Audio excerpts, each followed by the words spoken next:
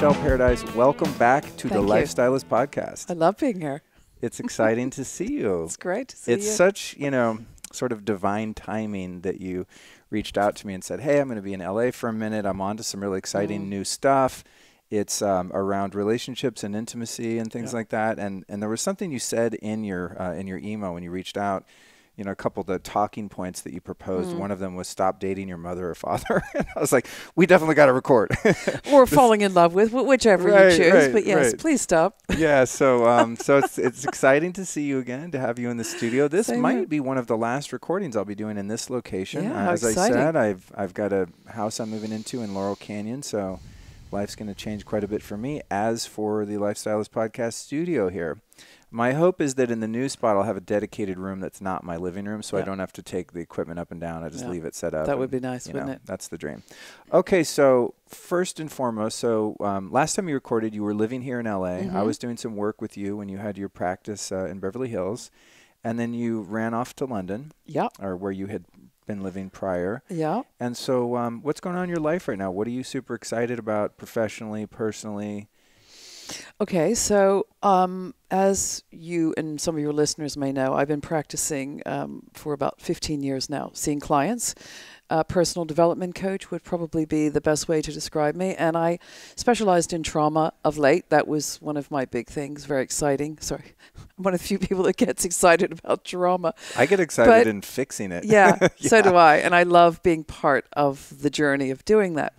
However, in the past year, talk about divine intervention, I've been seeing a lot of couples. I've been sort of attracting couples for therapy, and I'm not your standard therapist, so I try different techniques and things, and the results have been amazing. They've really surprised me. So I thought, So then I went on a business accelerator course I've been doing in London for the past 9-10 months, and in fact, I'm going to be doing a podcast soon called In Bed with Paradise. Really? Yes. Oh, cool. But it's not sexual. I know people may think that, but it's because I'm going to use my surname because I've been told to do that. It's a good hook. But if we can digress for a second, I've noticed that when I was a parent, which I still am, but when my kids were little, someone once said to me a great piece of advice. They said, if you've got something difficult to talk to your children about, get in the car and drive. And you're both looking forward, and you don't make eye contact, and it really does help people to open up, especially kids, Noted. Isn't that good? Yeah.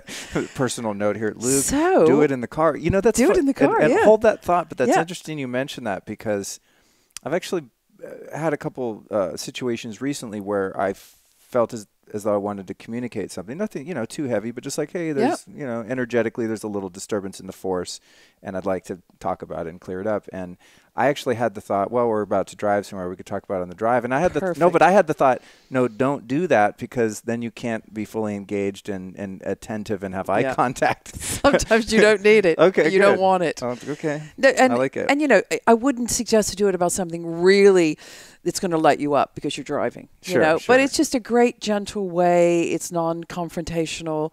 So I did it with my kids. And then I started thinking, it's something, I don't know about you, but some of my best conversations with my partner was lying in bed. Just lying in bed, like staring at the ceiling, maybe having read the papers, put them down, having a cup of tea, coffee, whatever. And then you're just lying there and you're talking and you're looking at the ceiling. And again, you're not making eye contact. And I find that a person seems to open up more. They're more vulnerable. They're more transparent. So there was this, in London many years ago, there was this young woman. I don't know if you know Bob Geldof, but he was married to this woman. Okay. Course. And she I've used probably seen Pink Floyd The Wall. I mean, I want to exaggerate and say 100 times. I've probably watched it in full 20 times as a kid. There you go. So you know whom I speak. Yeah, for he sure. was married to Polly Yates, who's unfortunately no longer with us. But she did this, she would interview people in bed for this TV show, this breakfast show. And there's just something about being in bed that people either get a little uncomfortable or a little more vulnerable or a little bit more open. And I thought, what a good idea. So my podcast will be either from their bed, hopefully, or my bed, or maybe we'll get a hotel and do it. But it's going to be from I bed. love it. That's amazing. So that it's going to switch things up a little bit. That's what I think. Oh my God, I love it. And we're going to talk about intimacy, loneliness, vulnerability, things like that. That's amazing. In the realm of podcasting, in terms of the the trend of people starting a podcast. Of course, having one, I get a lot of people, hey, I love your podcast, I'm starting one. Yeah. And I've watched that just grow and grow and grow. And I don't know how many tens of thousands of podcasts there are registered in iTunes now, but I've noticed that it's becoming a bit more saturated even since the 2.5 or so years that I did it. Yeah. So I love that you're finding a way to differentiate. A hook. Yeah, yeah. You gotta have a hook, well, right? It's great. And it's not like just a marketing ploy hook. It's a hook where you're going to bring out different aspects of guests' humanity based on changing the setting and the mood. So I like that. It's cool. I'm picturing John and Yoko in bed, that one famous photo. Me sitting at the end with the microphone. Yeah. There's got to be some way you could like tie in that iconic photo with your podcast I'm going to cover. Photoshop that one. Yeah. So that's cool. Thanks for the tip. And I'm writing a book. So that's cool. the journey I'm on at the moment.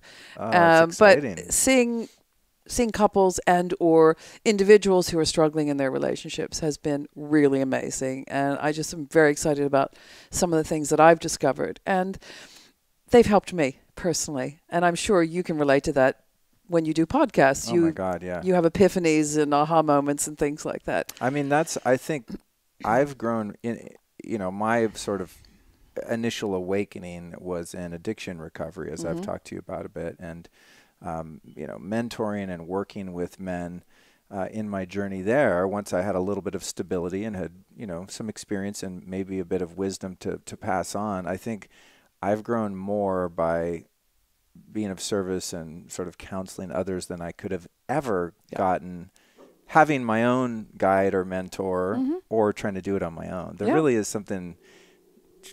There is something magical that happens when you are witness and a participant in someone else's evolution.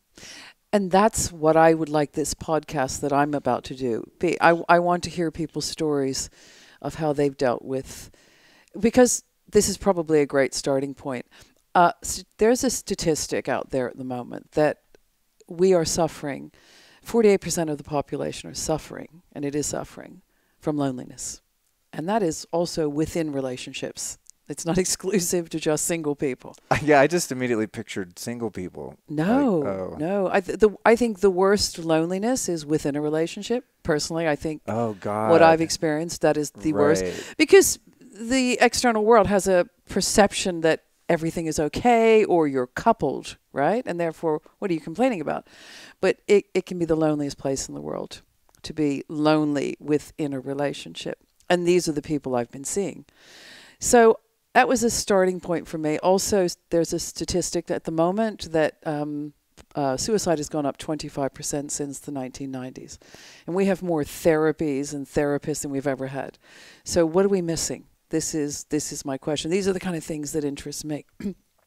My answer is very simple, because everything I'm going to say today is not profound in any way. It's very practical, I hope, and very relatable.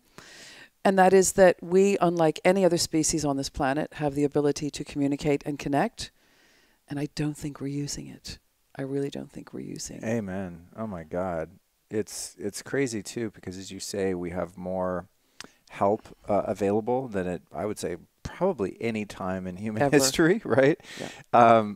We also have the ability to connect with technology in ways that we've never had before. And I think there's less stigma around mental health issues and issues having to do with loneliness and, the inherent addictions and compulsions and neuroses that come along with that than ever before.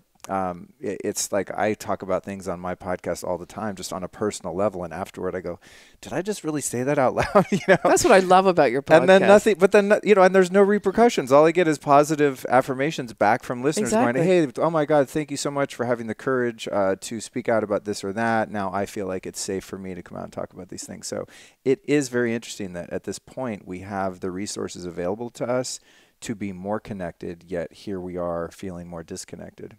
Yes, and I don't want to put down technology because I use it. I love it. However, a cell phone, a mobile phone can bring us absolutely closer to somebody 3,000 miles away from us and further away from the person sitting in front of us. And that... Right. That's interesting. That is a double-edged sword. Part of the problem, isn't it? Right. I'm picturing like a couple at dinner at lunch sitting there on their phones ignoring each other, right? Instagramming their food. Yeah. Yeah. I make a point Doing to selfies. always, like, if I don't have, I don't carry a purse. I do kind of have a purse that I carry sometimes, but I don't typically bring it into a restaurant. But I really make a point to turn my phone off, airplane, set it far away so I'm not even tempted to have that interrupt.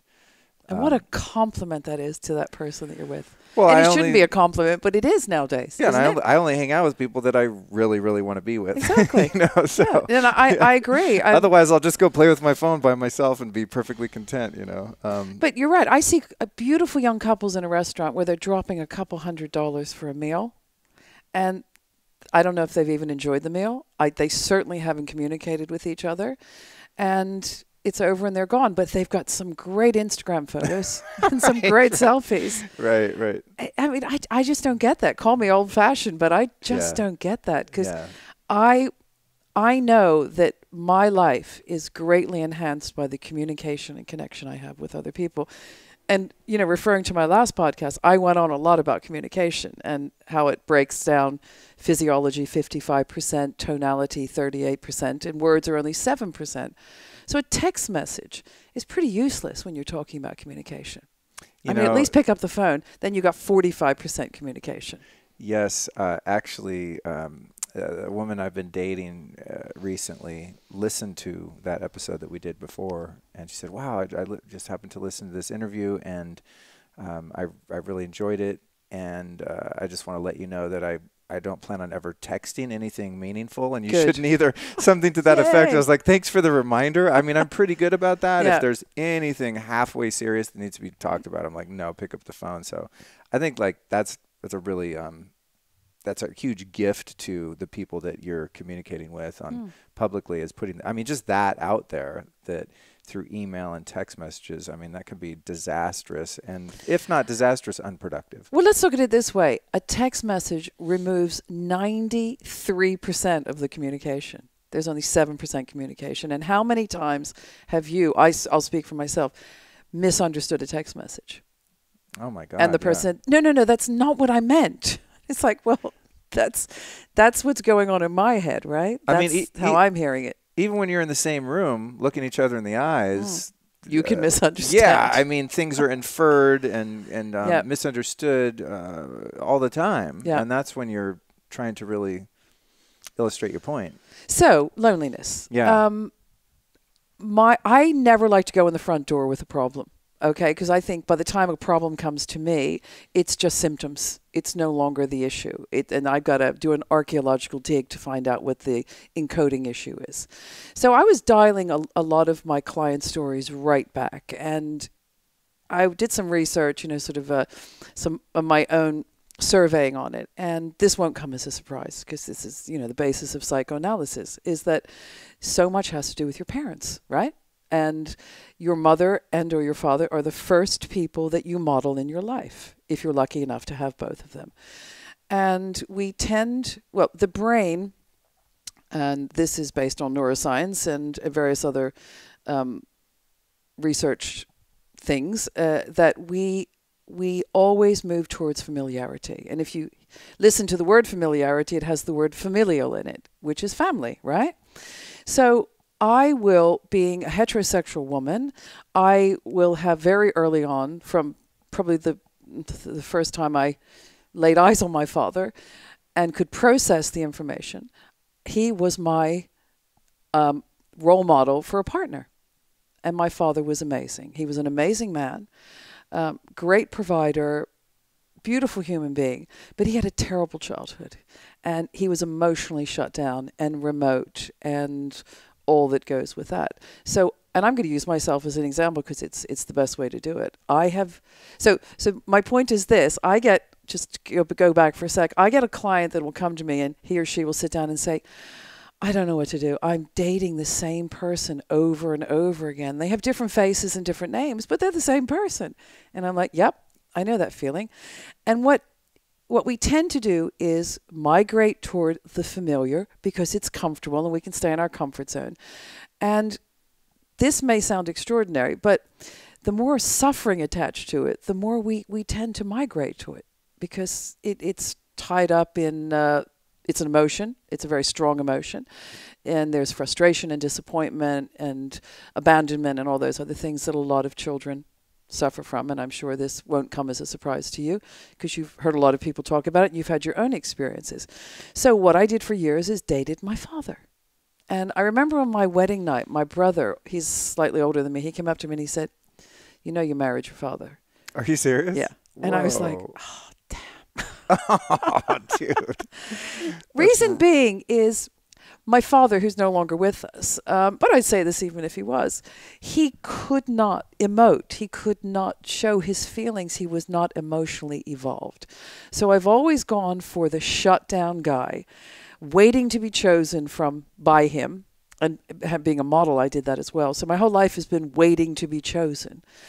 And I wondered why it didn't work. Now, the other thing we do, what the mind does, which is really interesting, is we take that first relationship and we want to make it better.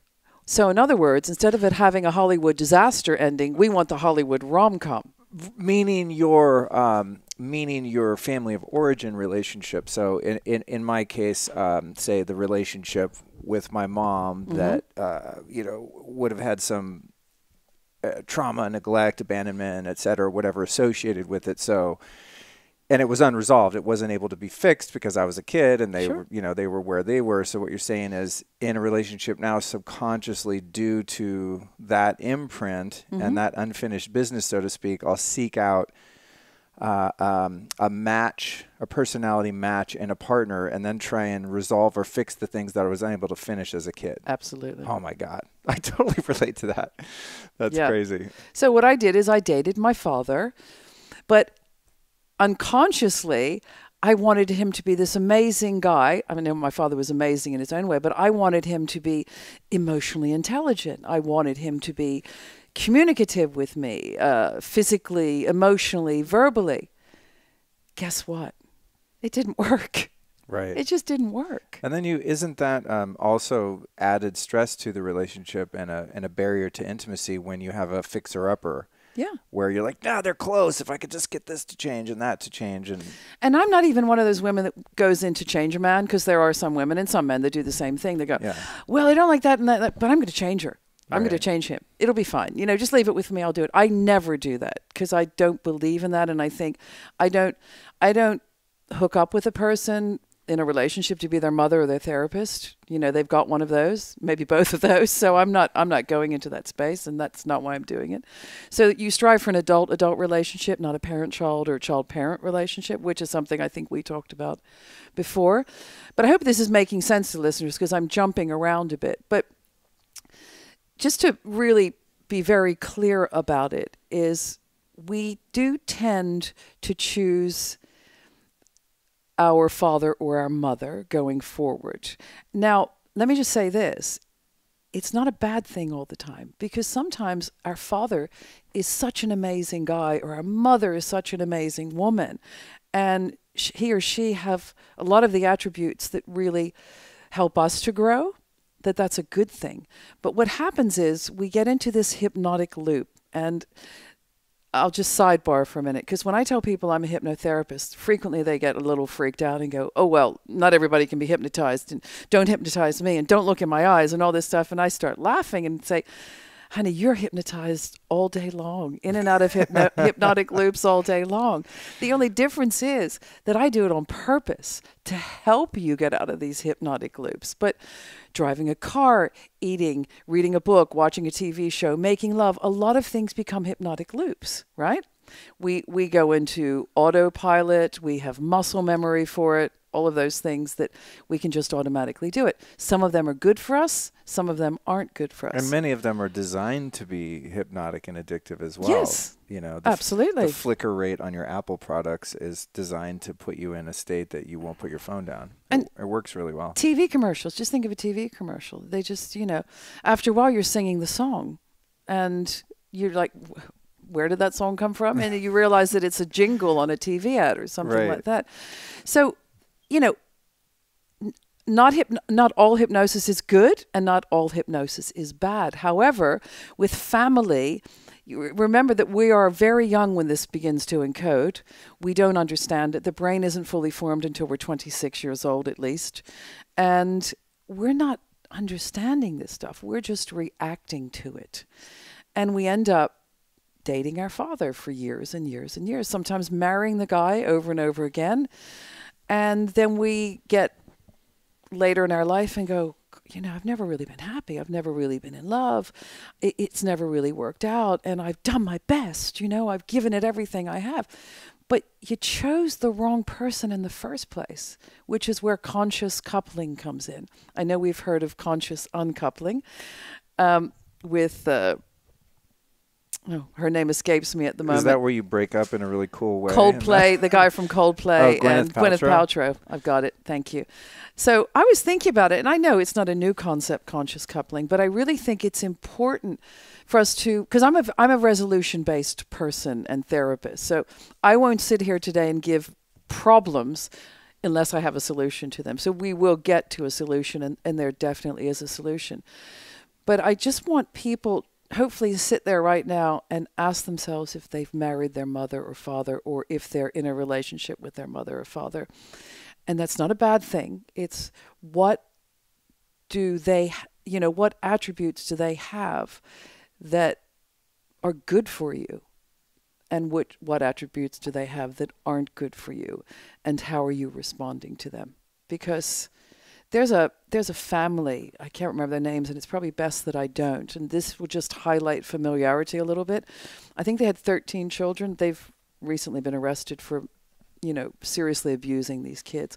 And I saw a really powerful image on the internet, and they blanked out their faces, fortunately. But the mother and father, they all had hashtag T-shirts on, and so it said hashtag thing one, hashtag thing two, and that's how they refer to their children. So I mean, I'm going far because I want to illustrate something. And these kids were, you know, taken into care afterwards. They're, you know, talk about trauma and all kinds of things. Their parents are in prison. However, they still want to see their parents. Okay, because there is that familiarity with them, and they will still be able to go in a place with them where it feels safe, even though you and I will look at it and go, there is nothing safe about that space. Does this explain Stockholm Syndrome? Yes. Right. Yeah, exactly. So it's called, you create muscle memory for something, and muscle memory can be very good, like riding a bike, driving a car, you know, writing a book, whatever. And then there can be the other muscle memory, which is kind of interesting for me to say at this point. I then had no muscle memory for really nice men who were emotionally evolved and very open, and not putting my father down. I'm just saying that that's what I really needed in my life. That was the bit I needed to really grow me and to really help me understand what love is. And when I met those guys, I couldn't do it. I just had no muscle memory. So it's sort of like, imagine you knew two people and you said to both of them individually, you guys are perfect for each other. You really are perfect for each other. You've got you'd have such a connection. And so they go out, they have a coffee, and they come back, and, you know, you say to one of them, so how did it go? And it's like, wow, he's amazing. Absolutely amazing. You're right, he's got everything I need, but I just didn't feel it. I just didn't get it. It just didn't work for me. That was me. Because it didn't have that familiarity. He didn't stimulate the suffering. Right. Oh, God, that's so interesting. I'm having a relationship come to mind where if I always struggle with how to talk about things with grace and a degree of anonymity. I mean, I don't even think in terms of blame or judgment. It's just not the way that I operate. But I also, you know, you never know who could be listening to your show. Just say it, Luke. Just say it. Yeah, right. Thank you. Well, we were talking about permission. We were talking about PC culture before, you know, and I'm like, I find myself being afraid to hurt people's feelings, but it doesn't matter. So I met someone and had not intended to have any sort of meaningful long-term relationship with them because we didn't live in close proximity, right? So I was like, well, this isn't going to go anywhere, but we can just have fun and it's cool, and it was all on the up and up. And the minute I met this person, I felt this immediate sense of overwhelming comfort. I could totally be myself. I wasn't hyper vigilant. I was super relaxed and fun and me. And in retrospect, part of that was due to the fact that I guess I didn't have anything to lose. I didn't feel threatened or afraid because I didn't really see a future in it for a number of reasons. There was sort of a lack of alignment. There was the proximity. And there were some other issues where I didn't consider it to be a potential for like a meaningful long-term relationship. But because I felt so comfortable and so at home, the relationship started to take on these higher degrees of intimacy and closeness. And I sort of started falling into this thing, and she started falling in. And next thing you know, I have a relationship that's causing both parties a lot of discomfort and pain and bringing up all of this formerly hidden trauma and triggers. And I'm just feeling totally insane, you know? And couldn't, you know, to the point where I couldn't fix the insanity or figure it out. And I had to extricate myself after a number of months.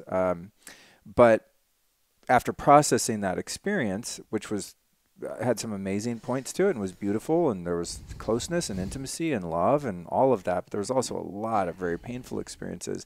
But I saw so many parallels to my mom. Like she had so many qualities of my mom, not necessarily my mom today in our relationship now, which is great, but as a kid, you know, there were elements of dysfunction within that relationship and a degree of enmeshment and just all sorts of things going on there that that in retrospect, I don't think we're the healthiest in terms of that dynamic.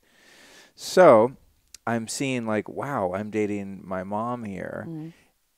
And the question I have for you is, you know, having some experience with that, I'm sure it's happened before if I were to kind of inventory and dig at past experiences. But I think that for me, because I just thought, I didn't think, I just felt, wow, this is exciting. That's it? This feels so comfortable. This feels so good. It's so free. And I just kind of like threw caution to the wind and just went, you know what, this is totally insane, but I'm just going to go for it. And I really opened my heart and made an attempt at making this thing work that had so many things going against it, you know, the things that I just mentioned. And I think what I have been able to patch together is that I believe if I had not been physically intimate so fast, I mean, and this happened like probably within 3 hours of meeting this person. That's pretty fast. Yeah. Some people it's 3 dates, you know. Or 3 months. Yeah, 3 months I think is my thing now. I'm really happy with that. See how you evolved. I have evolved. I've gone from 3 hours to 3 months. Fucking A, Luke. I think you get a prize for that. Well, and you know, and I have to say that the results that I'm getting as a result of being a bit more prudent, having a little more discernment and honoring the other person's space and where they're at and my own, and trying to find a compromise and kind of a happy medium there with who wants to move how fast and all that. But in this situation, as I said, I didn't really think anything was going to come of it. So I just was like, this is fun. This feels amazing. I just went full on super fast.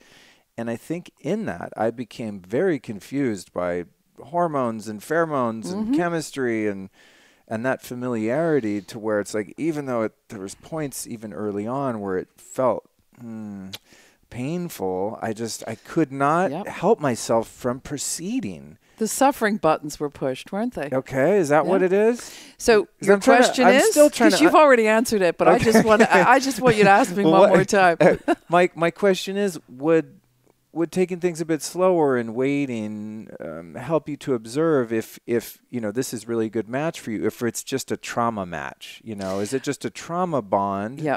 Or is there potential there where both people are kind of at a similar place in life in terms of development and maturity and spiritual alignment, lifestyle alignment, all those things, which I kind of ignored. And, you know, and it wasn't, in the end, it was a, you know, fairly painful situation, I think, for both parties. Definitely helpful, okay, to slow it down, definitely.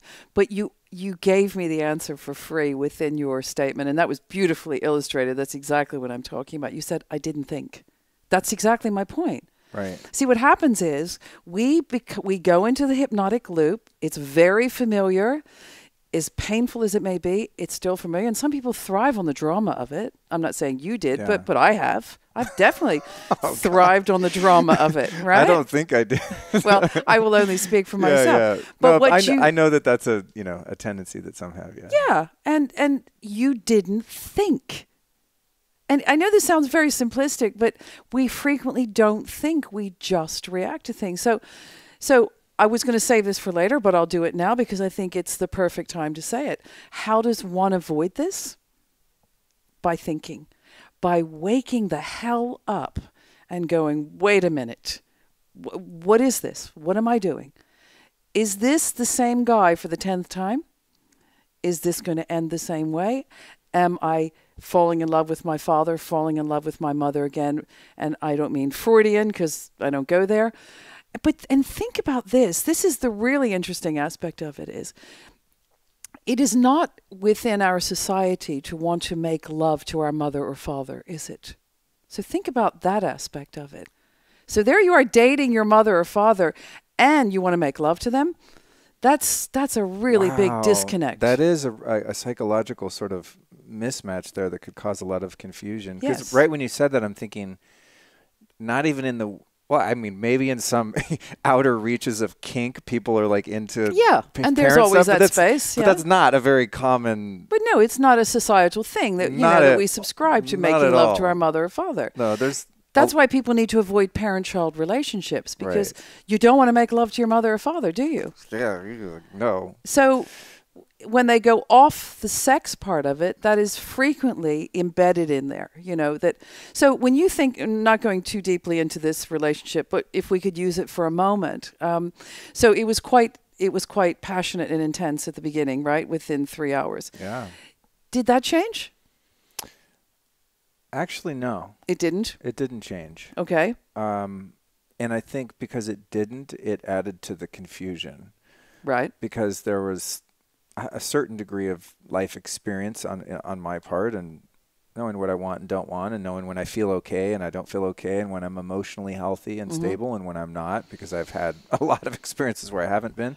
I think because the passion remained, it made it very difficult to actually see clearly and even to make a firm decision that it wasn't something that I wanted to proceed with. Yeah. So you were downloading a shitload of dopamine, weren't you? Yeah. Sorry, oxytocin. That was the one I was looking for. Yeah. Well, both, I would say, yeah. Because, and this is really interesting because I wasn't going to bring this up, but it's quite a good moment to say it. I have a daughter, and I've had this conversation with her, and I think every woman needs to know this, and their daughters need to know this too. One of the best reasons not to jump into bed with a guy or whoever quickly is because women tend to, more than men, download larger doses of oxytocin, which is, lovingly called the love drug, and they get bathed in it. So just play out a little scenario, making it up or based on things I've heard. So you've got two people, they go to bed very early on, 3 hours, first date, whatever. And there's nothing wrong with it. I do not judge people, but it's what your body and your mind does to you that really messes you up. Certainly if you're a woman. A woman will download an awful lot of oxytocin, so she's bathed in this wonderful drug, feeling really good about herself, and especially if she's had an orgasm. Okay, so that it's even more. The next day, no text message, no phone call. 3 days later, she's climbing the walls. Okay, because that drug does something to her that she begins to take it quite seriously because she's released this. It's made her a bit vulnerable, a bit more open, and it feels pretty damn good. So you want to do it again, don't you? And this guy is like, not liking her, but I'll get back to her. I take it slow, that kind of thing. He didn't have the same download of oxytocin. So our daughters, our girlfriends, we all need to know this as women. That is the best reason not to jump into bed too quickly with a guy, because it distorts your reality. And you said it in a different way as a guy. You were saying, the sex carried on. It was really good. I believe it was, yeah. And it was confusing and dizzying and all of those things, yeah. So you weren't thinking too clearly, were you? Oh my God, no, I was terribly confused. Well, you were downloading all these wonderful chemicals, right? It was like somebody took my brain out of my skull and injected mashed potatoes in there. I was just like, what the fuck? I was very perplexed on many occasions and in general throughout the whole thing. And I'm not saying women have more than men, but we tend to. So you can imagine how crazy women can get. Totally. And I've also, I think, because I've been doing a lot of inner work for a long time where I'm really opening my heart and becoming, enlarging my capacity for intimacy and caring and openness and vulnerability. I mean, I'm always working on that, not even with that intention per se, but just how I live my life. I'm becoming more open. So when I was younger, it was much easier for me to compartmentalize. And as long as I felt that I was acting in integrity, I could sort of casually date and have fun for a long, long time. And it was great. And I didn't get terribly upset. And generally speaking, no one else did either, because the rules of the game were stated and open, and it was all good. And I wasn't so susceptible to those attachments and things like that. No. But as I've become more open, I think what happened for me, Michele, is this. I've been doing all this work to open my heart. I mean, Kundalini Yoga. You go to Tage's class. That's how we met. That shit opens your heart. I mean, it's weird when they say that in class. Oh, we're going to do this, this mudra and this mantra and this breath work and whatever, and it's going to open your heart to the universal source of, blah, blah, blah. And you're like, yeah, right, whatever. But then you do it for a few years, and that's actually what ends up happening. Yeah. But I think what happened for me was that, my capacity for intimacy and love, to give that, to receive that, just kept growing and growing and growing. But I didn't have a new framework or model by which to intelligently build a relationship. So I attempted to kind of use my old model, which is like, hey, it feels good, just whatever, 3 hours, great, it feels good, who cares? Absolutely, comfort zone. Don't overthink it. But then here I am, I'm Mr. Open heart now and super vulnerable and can't compartmentalize anymore. So I'm using kind of the old foundation for the house, thinking I can put this new, beautiful, totally open, receptive castle on top of the old foundation. So there's like a mismatch in the kind of, not to make it cold, but the strategy of how to build something. You have a blueprint. There's principles and laws you follow. 2 different architectures, yeah. Exactly. So it's kind of like, for a while they were stacking 2 of them together, and it was terribly confusing and painful for me because I had arrived at a place in my life where I really wanted to be in love and to be intimate and really grow in that way myself, but had no idea how to do it. And hence, took over 1.5 years off to recalibrate and try and understand what I just explained. Which is great, actually. It's really good to do that. It's been amazing because I just very simply made a decision, well, I'm not going to use my old model of beginning a relationship because I don't want the old results. I want something new and fresh, and I want something true and meaningful and long-standing. And the methods by which I started relationships for the first half of my life, or however long that was, since 1986, technically, didn't have the formula for that. They had the formula for having fun, and as long as it lasts, and then the wheels fall off, and you both go your separate ways and try it again with someone else, kind of thing. Now, I don't know if you can relate to this, but and you've just again illustrated beautifully my point. I'm supposed to be interviewing you, and then I always find myself rambling on and answering my own questions, but this is great for your listeners because. Thank you for making my job easier. And I love hearing your journey because you can articulate it so well, and you've done so much work on yourself. I hate to say on yourself, but you've done so much work with yourself, and which has brought you to this place. And that's why I want to capture this moment, because you're doing exactly what I'm talking about. You have done, you continue to do, is you started thinking, you started waking up and going, this isn't working anymore. I'm dating the same person or whatever. I'm doing the same thing over and over and over again. Einstein said it. If you continue to do what you've always done and continue to get what you've always got, it's the sure road to insanity. You smile because you know that, right? The story of my life in so many categories of life. Yes, yes. So you said, enough. I'm not, and I just did this too, and we had that conversation before we began to roll about how I'm in a great relationship at the moment, and my God, was it uncomfortable. No muscle memory for it whatsoever, and I'm not going to go too deeply into that.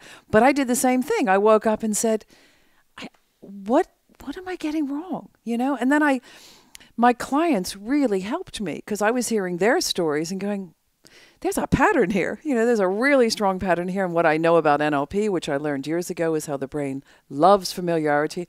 No matter how painful it is, it will go back there.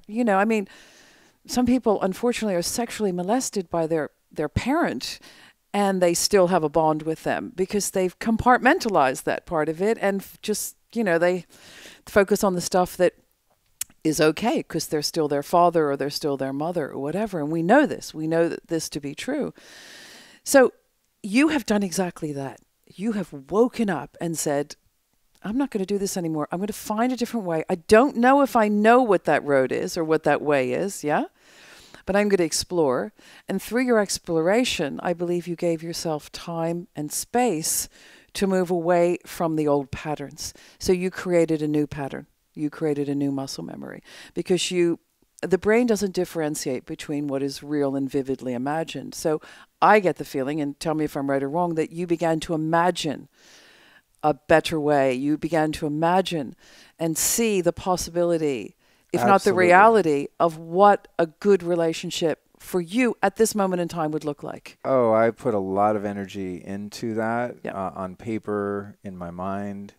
Absolutely. You created it. Absolutely. And also, because I think so many of us think about what I want in a partner, what I deserve, like the kind of person I want, how I want to be treated, what's my partner going to bring to the relationship, right? And there is that to be said. I mean, I definitely have preferences in terms of personality, someone's character, ethics, morals, values. I mean, yeah, I know what I want, but I really actually spent a lot of time looking at what I had to offer and how much of a capacity for loyalty, trustworthiness, love, dedication, time, making time in my life, becoming less selfish, allowing space for someone else, like really, really looking at what I have to offer. Because I think in the past, I've sold myself short on what I was willing to accept from the other, but also on acknowledging and really capitalizing on and enhancing what I could bring to the table. Yeah.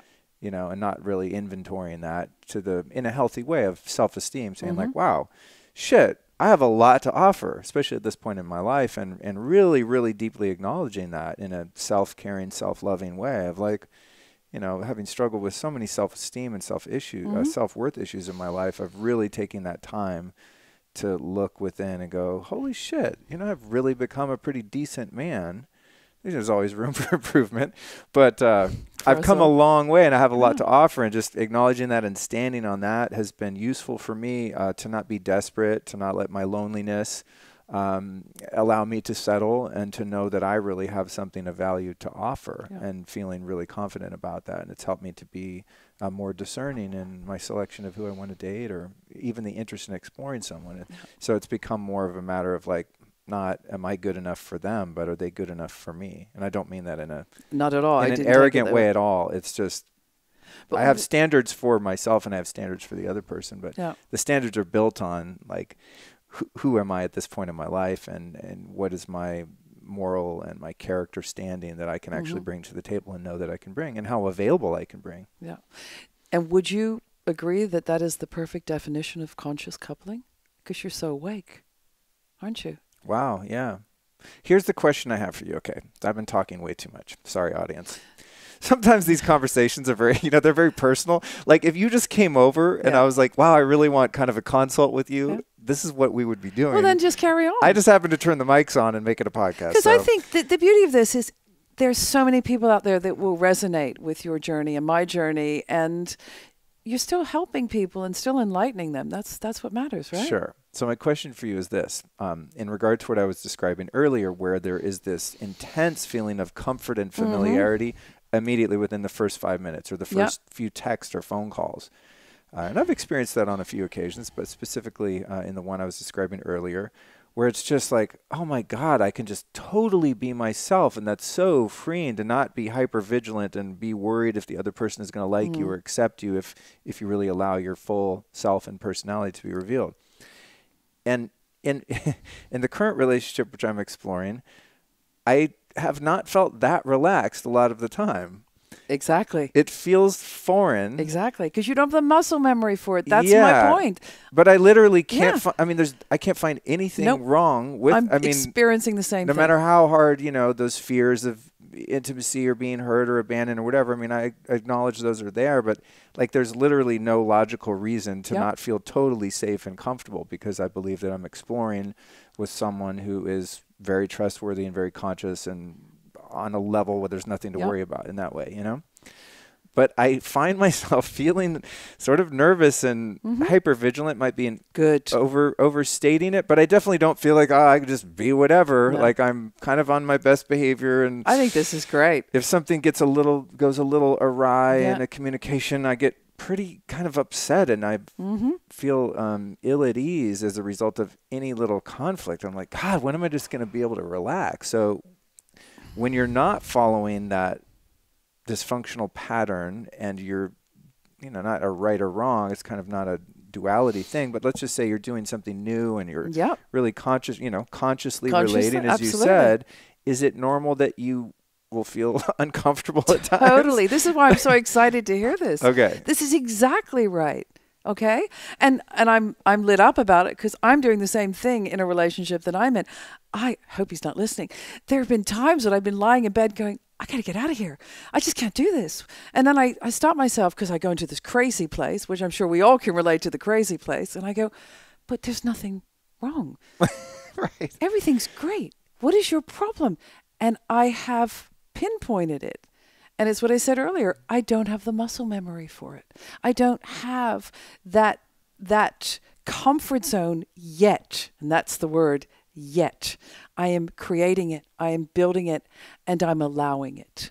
Because like you, I have decided to open my heart, whatever that means. Bring it on. Hallelujah, sister. And Kundalini has certainly helped me do that after 3 years of practicing that. And I was like, I get it now.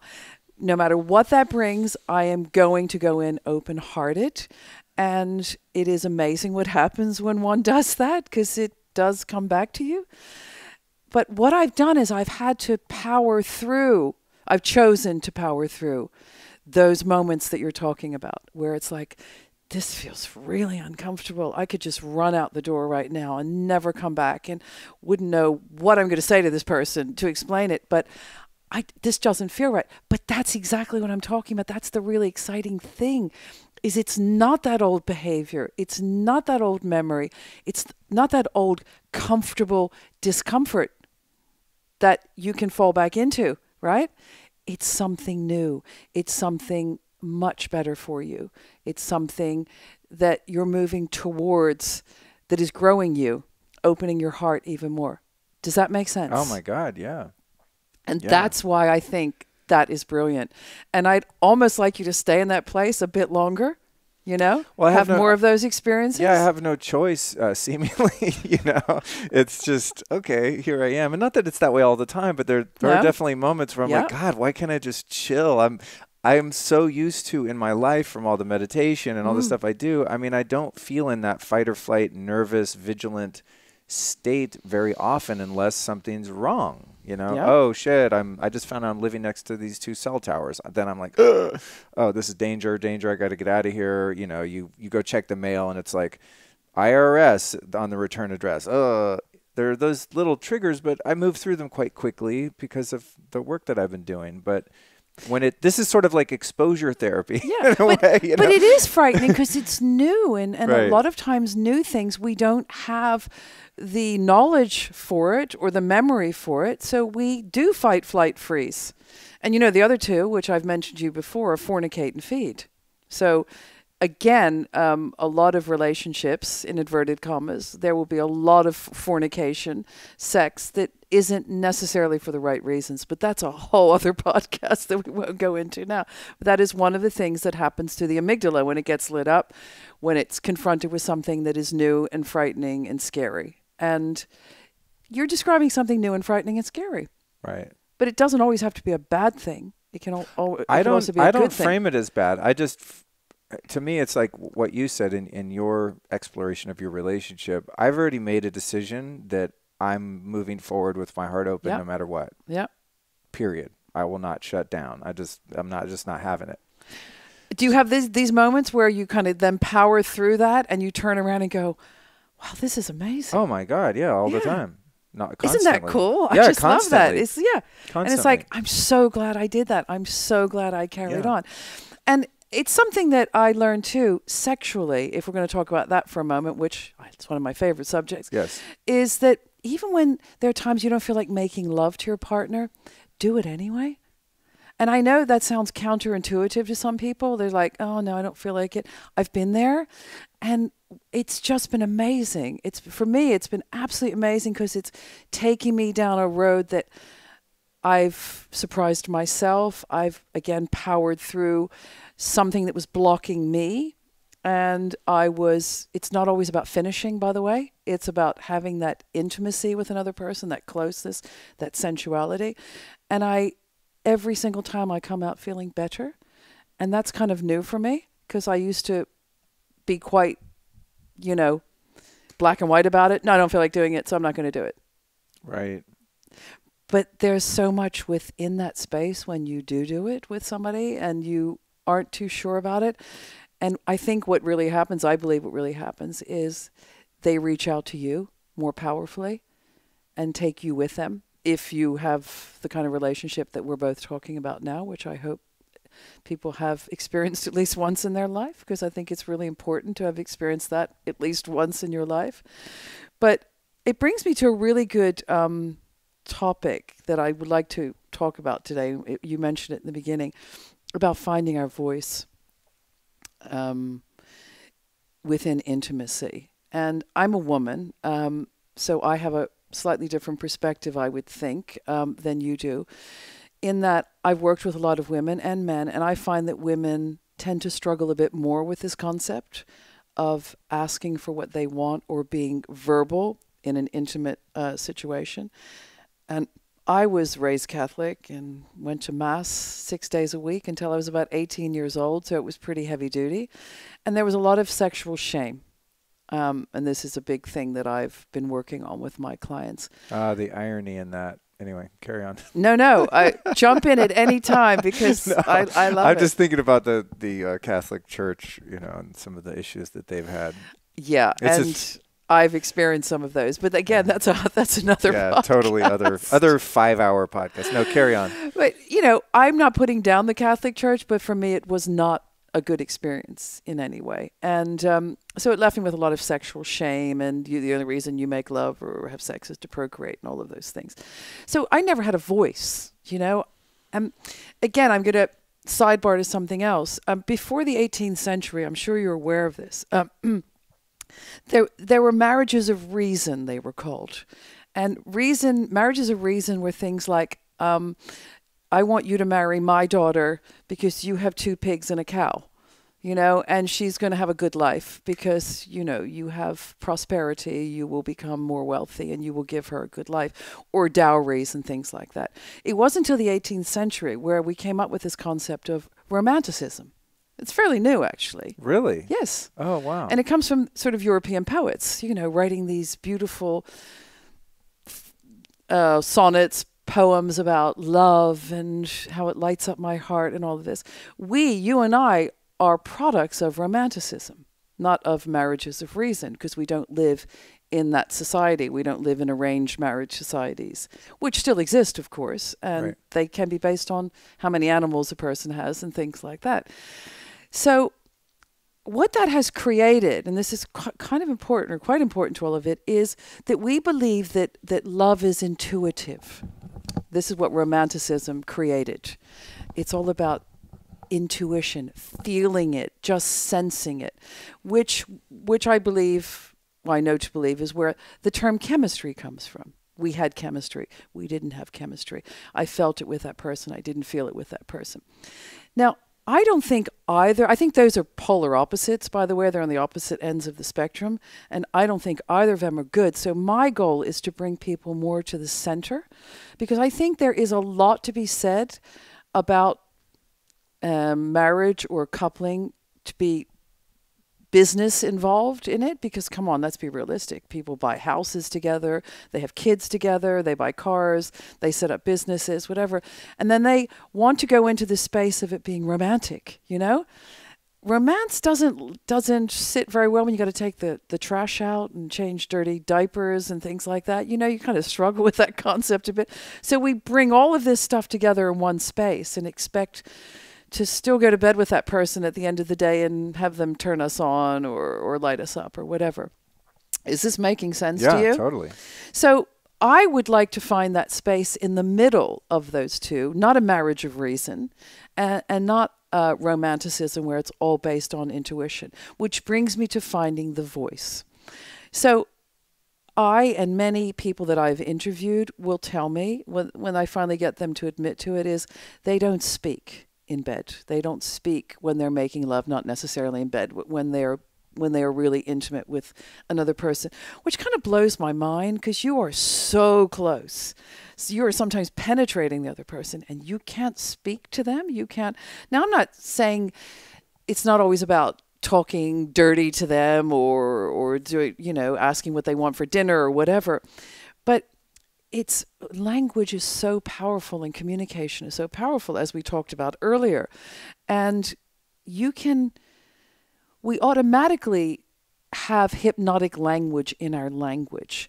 And to use it for the good of the relationship is even more exciting. So I'm not clear yet, but I'll make this even more clear, like embedding commands. So I'm working on this new product. I don't like the word product, but I'll use it for the sake of the conversation, where I actually know, because I have firsthand experience of it, we won't go too deeply into that, I know about how to help a man become harder, to last longer, to make love better, because he feels better about himself. Okay, I'm listening. And so much of this, I know, I really get men's attention when I talk about this. I was listening, but I was like, ding, ding, ding, high alert, taking notes. Okay. I have men lining up to buy vouchers, spaces on my courses for their wives and girlfriends. But it's not rocket science, okay? It's really not. And I didn't think it was anything unusual. It's the feedback that I've got over the years, because I was married and divorced, and I've dated younger men, I've dated older men, I've dated men my age. I've got, bits of experience here and there. And I'm talking about, within a relationship, not just, this isn't for pickup artists. This is not a pickup artist kind of thing. But you can talk to somebody and embed words. Don't you love that it's embed? Right, in bed and in bed. Right. I just thought of that one. Actually, I hadn't thought about that.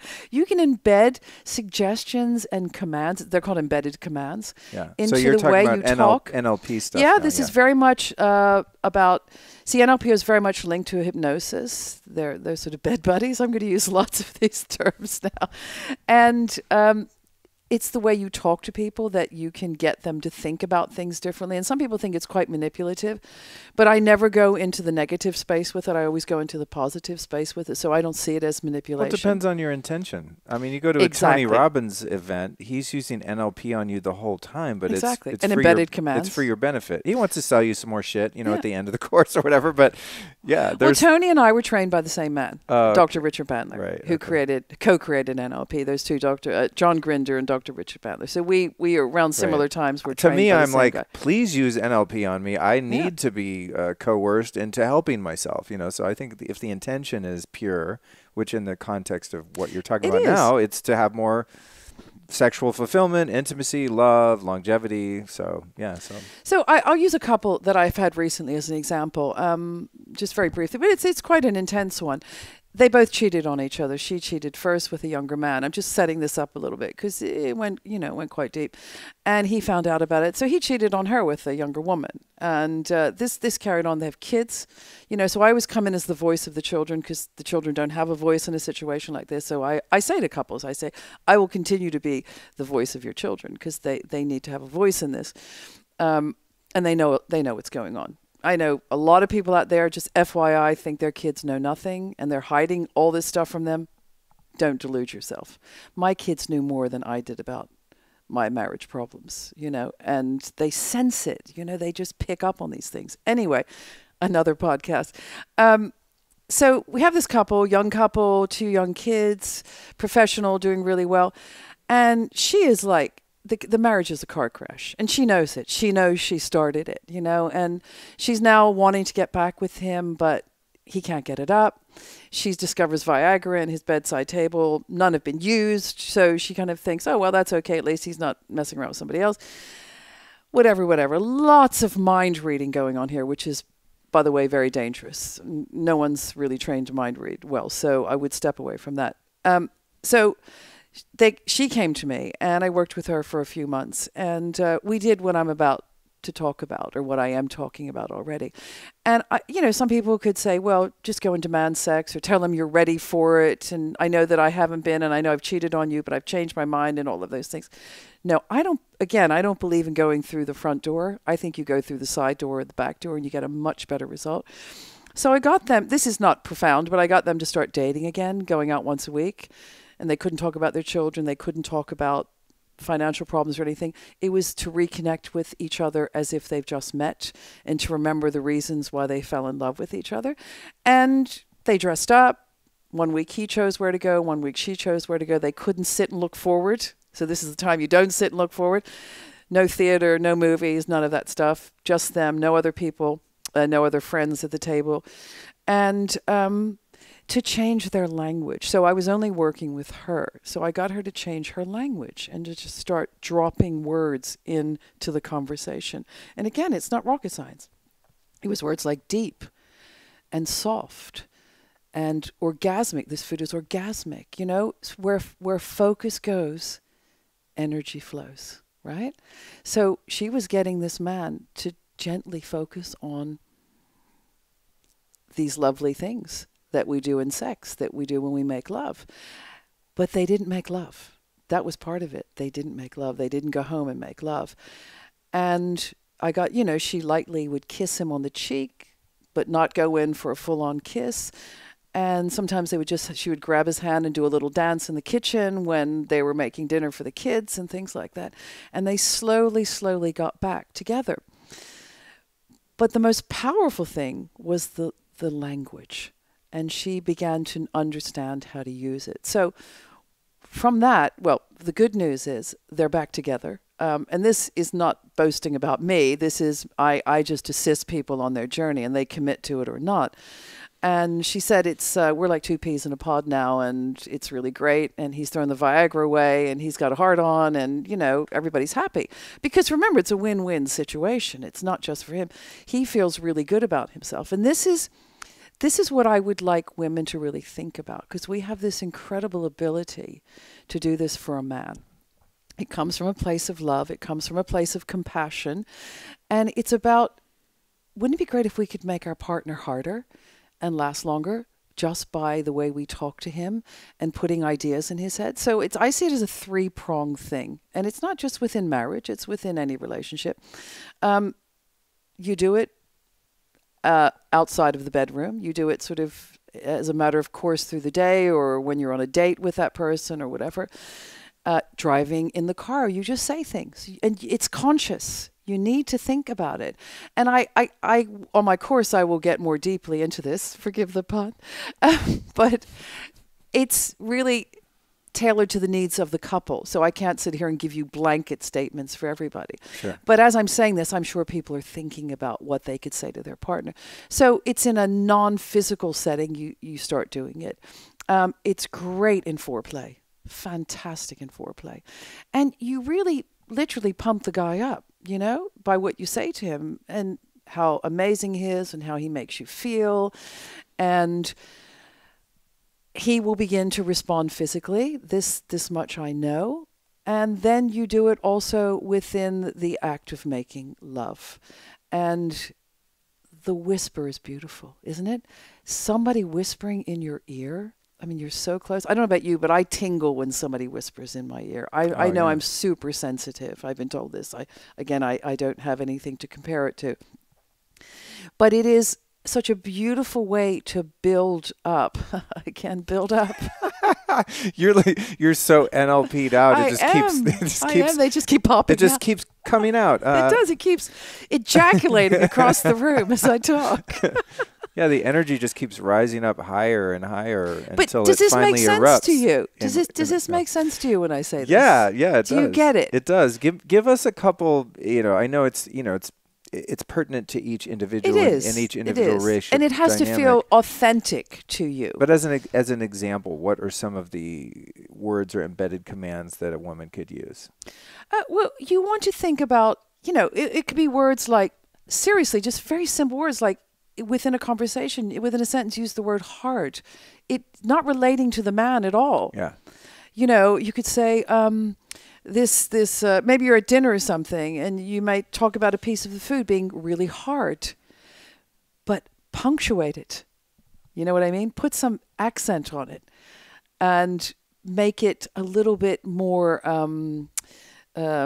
sorry, I've lost the word for the moment. It goes back to the great communication where it's physiological.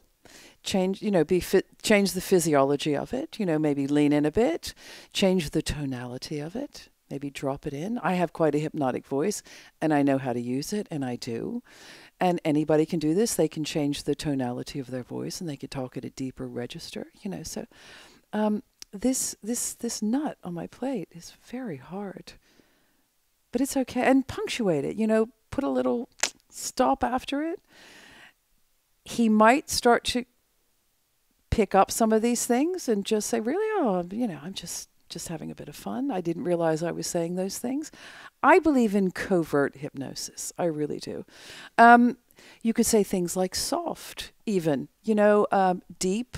You can use the word penetrate. You can use the word orgasm. I love food, and I really have quite, with a nose like this, I have a great sense of smell, and I have great taste buds. So I will go, this food is really orgasmic, and I'll make a, emotion with it and roll my eyes or something like that. And you're punctuating that. And then you move away from it. This is not meant to be obvious, okay? This is just the beginning of it.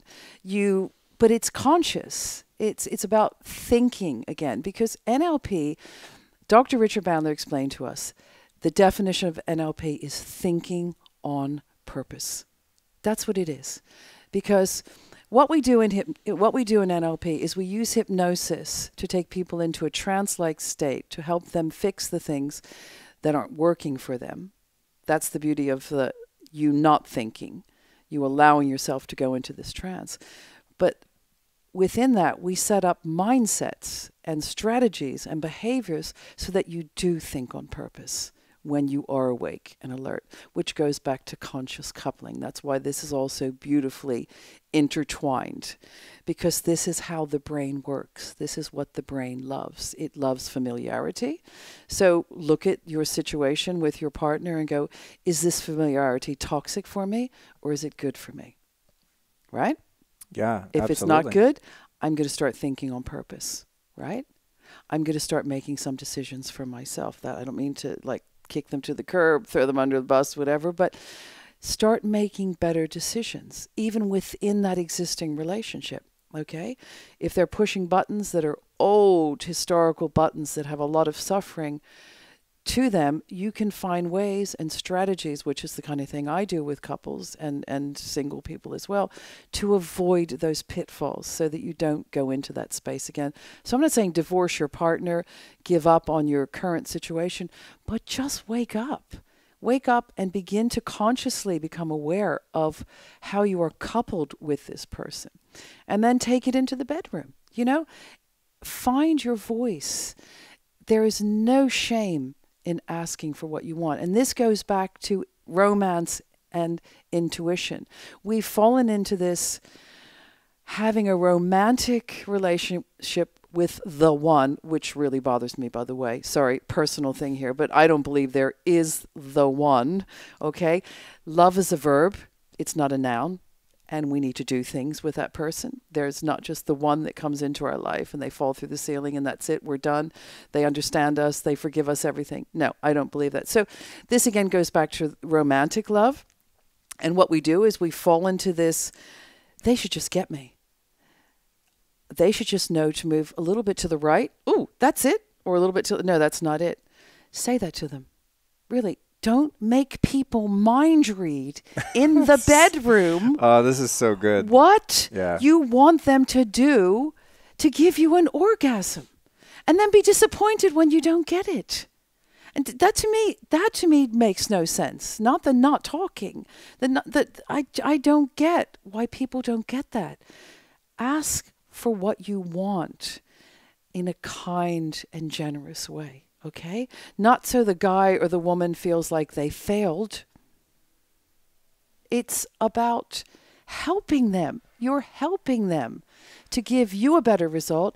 And you're a guy, maybe you can verify this or not, but every single guy that I've spoken to about this concept will say to me, nothing turns me on more than being able to give my woman an orgasm. Oh, yeah. It's the ultimate. It is. It's like And nirvana, right? Yeah. And that said, editors, please take out the cough. Thank you. And that said, it is also sort of deflating when you can't seem to get that done. And sometimes it is a matter of the woman not feeling comfortable to be able to communicate what she wants, or not feeling like you'll be receptive to that. And also, having had a couple of different partners now over the years, what turns one woman on doesn't necessarily do anything for the next one. I mean, Absolutely. each woman, and I'm sure men too, are each a completely unique flower, you know? Mm-hmm. And it's unwise as a male partner to think that what worked last time is going to work this time, not only with a prior partner, but with this partner too, because there's so many subtleties to mood and environment and variation and where they are in their cycle and all sorts of different factors that are going to determine how they want to be touched and when and all of that. So I'm becoming more and more not only open to, but just realizing how important it is to be able to communicate these things and just kind of be adults and not get your ego involved and feel like, I'm sure women experience this too, but I mean, I can only speak for myself. As a guy, when you feel like you aren't accomplishing something, it's really deflating. Yeah, that's my point. Yeah, if you're totally deflating in more Thank ways you. You're doing it now, and think how that affects you. There we go. Physically, yeah, but it's right? like that's my point. I mean, it's actually a scientific fact that when a male-bodied person accomplishes something and succeeds, it builds their testosterone. Thank you. This is exactly where I'm going with this. Yeah, so if you're, especially in the context of a sexual encounter, and you're spinning out mentally because you feel like you're failing because there hasn't been ample, clear communication about what the person wants, or they are communicating and you're taking that as an insult that I'm doing it wrong, when they're just saying, hey, a little more to the left or whatever. Yeah. Help the guy out. Yeah, yeah. Well, here's okay. Help the chick out, right? Yeah. So this is all good and healthy, and I can see how this is useful. What about in interactions where everyone has their preferences? For me, I'm quite verbal typically in sex. Yeah, it's me just, too. I've learned that the hard way. Yeah, I mean, maybe it's no accident I'm a podcaster and I talk for hours a day for a living, but I know that with some women that they're not that verbal and they're kind of like, dude, like stop talking. I'm in the zone here. Or maybe like a woman just might not be verbal at all. That's not what turns her on. She just wants to be quiet and just to have the experience and stay present with that. But to apply what you're talking about, where the woman is stating their needs, or they're using these embedded commands about, how wet something is or hard something is or whatever, what does a woman do if she doesn't particularly like to verbally communicate when being intimate? We'll play this podcast for her, for starters. Okay. No, seriously. That is the learning curve of it all, because the same works for me. I sometimes will talk way too much, and then I'm like, okay, now pull yourself back. It's not needed. And I think that's just trial and error. And that's learning the other person, and there's nothing wrong with that. But by you talking and it being okay, she will probably feel much more comfortable eventually to talk more to you, because maybe she's just never had that space to do that, And it goes right back to the beginning of this podcast, communication and connection, and that is the ultimate. Think about it. That is the absolute ultimate. You're coupled, you're physically coupled, and you're communicating with each other through your body and through your voice. I mean, it just doesn't get much better than that, does it? And something, there's a couple of things that I want to mention, because you've reminded me, so I hope we have a bit of time. Yeah, we do. And I said at the very top of this, a lot of things I'm going to say are quite simplistic. So you're like, yeah, okay. But they really work. I know if I say to a guy when he's inside me, oh my God, you're bigger than the last time, you're harder in this, he becomes that. Because, and this is the point I really want to make, sex is not something that happens between two people's bodies. It happens in their minds. Sex is in the mind. I'm a sapiosexual person, and I think just about everybody is. I know some people will say no, or they'll say, what is that? And I'll just give a brief explanation. I need to be turned on by somebody's mind before I can be turned on by their body. And I think that is something that has evolved in my life. I wasn't like that when I was 20. There's a lot of lust when you're that age and, you're doing things. But I really need the guy to turn my mind on before I can even imagine going anywhere else. And the perfect way of illustrating this is porn, which, as we know, is really, really out of control in our society at the moment. I mean, I don't know the statistics for it, but it's pretty heavy. And that person isn't even in the room, but they can turn you on, can't they? You're not even having the physical aspect of it, but it's your mind that is creating the orgasm by watching and listening to that other person. Yeah? Yes, indeed. Because a lot of times they will talk. The women will go, oh, yeah. I don't know. I don't watch porn. How would I put? That's a joke. I do. I have to. It's part of my research. Yeah. But you see my point. It happens in the mind. And the other way to illustrate this is, so there you are.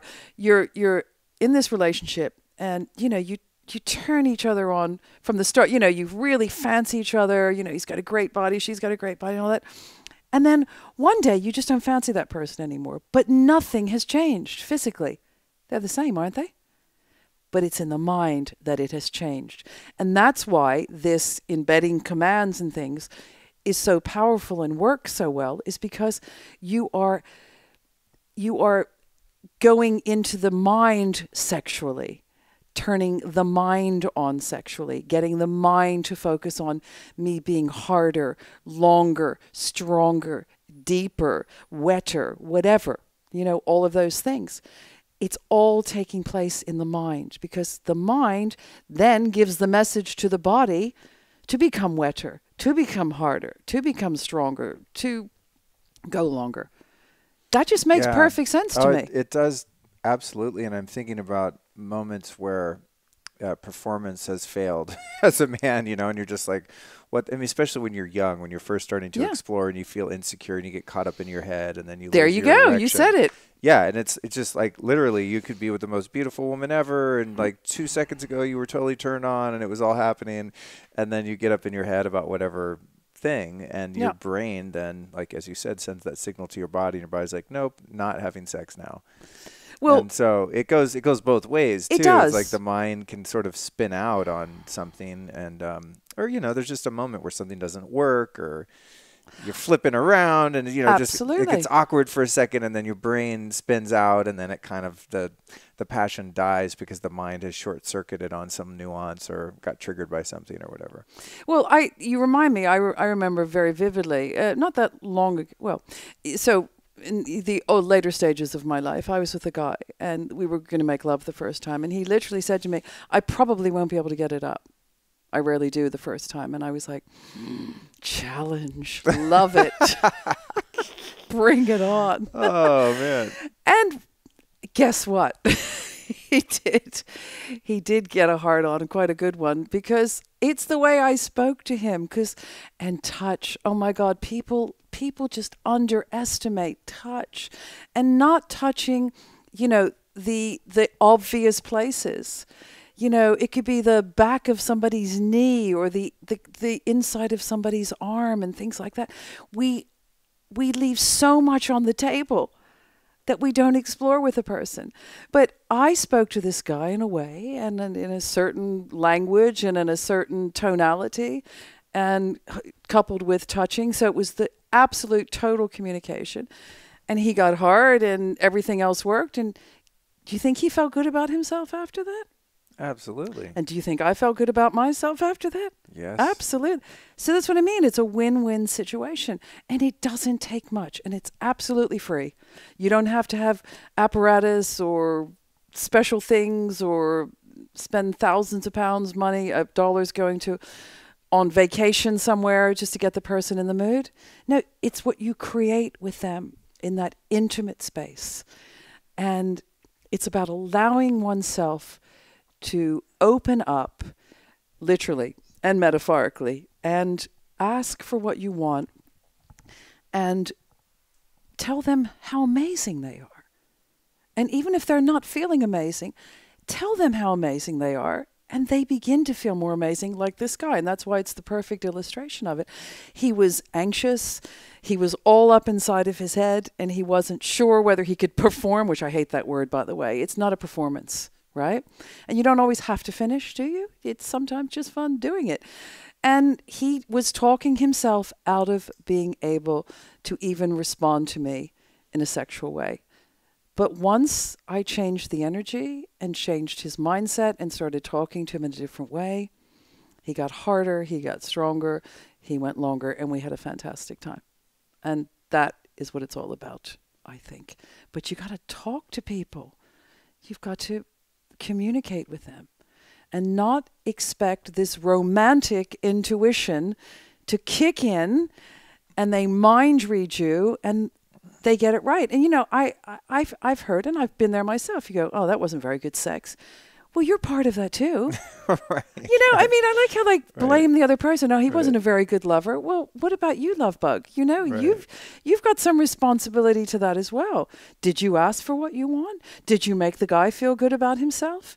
Did you create a safe space for him where if it didn't go well, he wouldn't feel bad about himself? Because, you know, that's okay too. Yeah. Because sometimes it's just lying next to a person and being held. That is exactly what you want. You know, it's funny. I was thinking about that when you mentioned the word performance and how that's not. It's probably not a good one to use. Yeah. You know, especially. But we use it all the time. Yeah, but I was thinking about that a couple days ago in terms of, you know, because a man's got to get hard in order for intercourse to happen. However, a woman doesn't have to get wet because you can get that wetness from somewhere else. You know, you can't. I know. You cannot squirt a little bit of hard into your penis, but you can squirt a little wetness into or on a vagina. And I was thinking about that. I thought, God, women kind of have it easy in a sense because no guy is ever going to be like rolling their eyes going, oh, geez, she didn't even get wet. You just fix it. You know, you remedy that. And, you know, obviously the ideal situation is you're turning her on enough and she feels safe and open enough to become naturally wet. But it, you know, it doesn't always happen. But I was like, God, that kind of sucks being a guy. It's like, you can't just fix that if that happens, you know, because whatever. But we menstruate and have babies, okay? So no, it all evens out. Yeah. And you have multiple orgasms more easily and we accessible. get menopause and all that stuff. I think nature did a great job of evening it all out. Trust me. And I'm very happy to be situated in a male body this time around for a number of reasons. But yeah, it was just crossing my mind a couple of days ago. And I think what's important there that you said is just, especially as you're just getting to know someone and get comfortable, is the communication and also not having the pressure around the sense of performance or, as you said, completion, finishing. All of that stuff. What's you know? that all about? Yeah. You know? It's easy to get caught up in that and be disappointed or be in fear that the other person is disappointed, you know, and I think in the communication to be compassionate and understanding and not make it so serious. Yeah. I think at times we often make sex this do or die thing. It's a performance. Yeah, where it's just like, and you know, we didn't perform. We didn't get the applause at the end. Yeah, and sometimes you engage and, you know, you like one person just gets tired or they're, no matter how much they love that person or turned on by that person, they're just not turned on in that particular moment for whatever reason. It's just, you know, whatever. They got shit on their mind and it doesn't have to be like a huge disappointment or ordeal. You can just hopefully at some point just kind of laugh about those things and, you know, resume with your cuddling and pillow talk and whatever other kind of intimacy feels really good as well. And, you know, from a woman's perspective, we don't get erections, but, you know, how come with the same partner I can get wet one day and not the next day? Because it's in my mind. I probably am very distracted the day I'm not getting wet and I'm somewhere else and I'm not present. And it works the same for a man. So this is my thing. You know, people think it's all physical or it's predominantly physical. It isn't. If you're not in that space in your mind, it's probably not going to work. And if your partner isn't feeling like they're in that space in their mind, then help them. Love it. Bring them into that space, right? Make them feel so amazing about themselves. You know, it's free. It's easy. I'm doing workshops on this if anybody is interested in it. And it's a generous thing to do. And I don't ever like to go in with the intention of receiving, to give to receive. But my God, what you receive is tenfold, isn't it? Yeah. And you can't put a price on it. Yeah, like you said, bringing pleasure to someone that you care about and also achieving a higher degree of connectedness where you really feel safe and connected is priceless. And what I'm discovering is it's sometimes kind of has to be earned. You know, it's not just an automatic all the time. And as we discussed earlier in the conversation, sometimes when it is an automatic and it just all clicks, it's not necessarily an indicator of something that's going to have longevity and, you know, have a ultimately be fulfilling and long lasting. My favorite story around this is I had a client that I taught this to, and she was dating this guy, and she said, sorry, it's just a term that is quite whatever. It describes it best. She said he's very vanilla. And I was like, okay. And she, you know, she liked to play and do things. And I was like, okay. So I taught her this stuff and the language. I wouldn't call it the language of love because that's a whole other thing, but the sort of finding one's voice within making love. And so she did it with this guy. And she came back to me and said, it is so exciting to watch this man just discover his sexuality. Because he's like 50-some years old. He's been married twice. And he married his mother both times, bringing it right back to the beginning of this. And there was no great sexual intimacy within either of his marriages. And she is helping him discover that, which she didn't even mean to because she wasn't aware of it at the time. She thought, well, he's just quite conservative. But it wasn't that at all. It's not that he's conservative.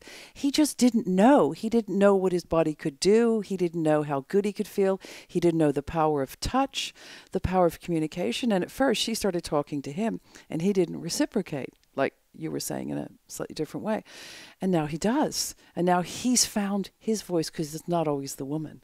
I know a lot of men, when I have this conversation with them, they start looking down at their shoes, you know, and then their wife or girlfriend will come up to me later and go, yeah, you really hit a nerve there. He doesn't talk, and he's now thinking about talking, you know? Right. At least planting the seed, and hopefully that's what we're doing today in some people's minds, that they begin to explore, just gently go into that space. You know these words, right? You know these words that resonate with you for that person that you're with, that feel authentic to you, that you could say to them, you know, to get them in the mood for it. So this guy is now blossoming. Their relationship is blossoming because he is like, can we try this? You know, they're talking about each other's fantasies now. He wouldn't even go there. He didn't even have a fantasy, or didn't think he had a fantasy. We all do, right? But he didn't think he had a fantasy. And that's what I love about this stuff, because it really does help people. I think none of us should die not having explored our sexuality to the nth degree. You know, I really do. I think it's such a beautiful thing that we have. And there should be no shame within it or around it.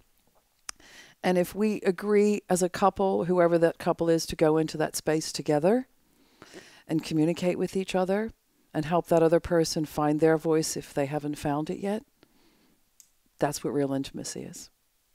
I love that. So timely also. I want to talk about something, sort of the converse of something that we were talking about earlier. So when you are entering into a relationship and there is this exhilarating sense of comfort due to the familiarity, and you have like the mommy or daddy kind of issues, elements that come into it, okay?